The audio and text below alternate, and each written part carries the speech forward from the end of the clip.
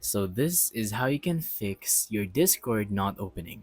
Now this goes like you can do this method if it's not opening on your PC or if it's not opening on your phone. In my case, I have my phone, so I'll be teaching you how to do it on my phone, but you can also do this on your PC. So as you can see, mine can open completely fine because I did this one method. So the usual thing someone would do is to hold in the app and then tap on delete. Of course, this can also work. Sometimes it works, sometimes it doesn't.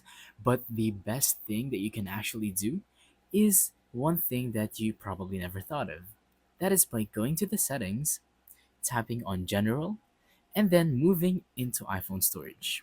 Once you tap on this, of course, all of your apps will be shown here.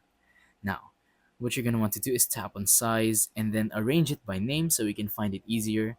And now, scroll down until we find the D section, which is where Discord would be.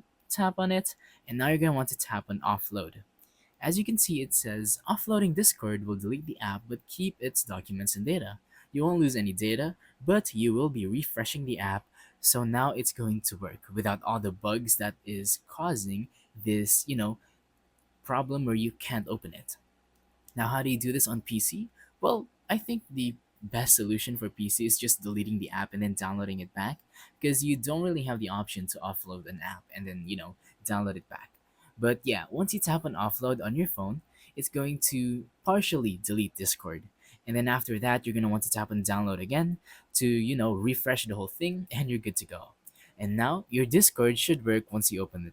So thank you for watching. Don't forget to leave a like, subscribe, and let us know in the comments down below if the tutorial works or if you have any questions. Thank you and goodbye.